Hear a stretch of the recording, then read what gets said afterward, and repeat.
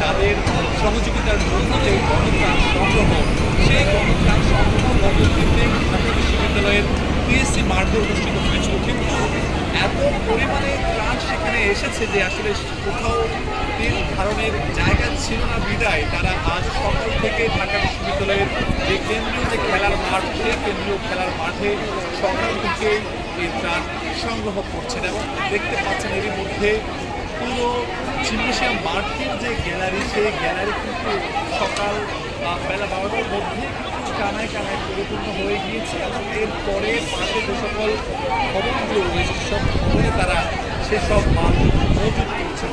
আসলে বাংলাদেশ দেখছে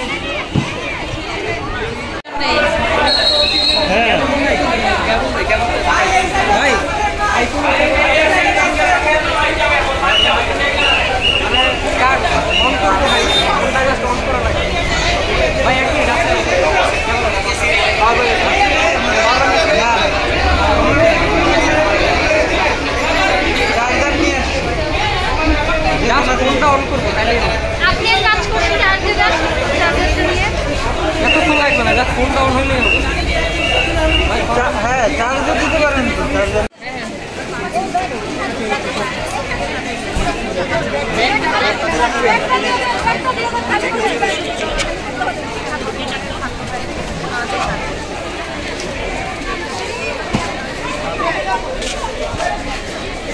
বস্তা আছে না, বস্তাটা ঢেলে দেন, বস্তা ভাই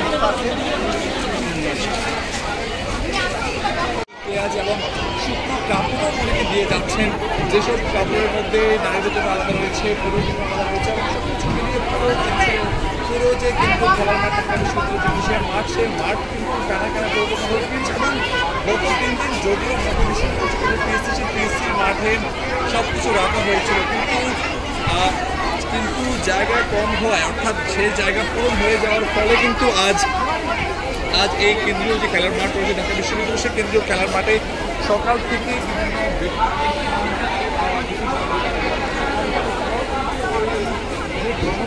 বিভিন্ন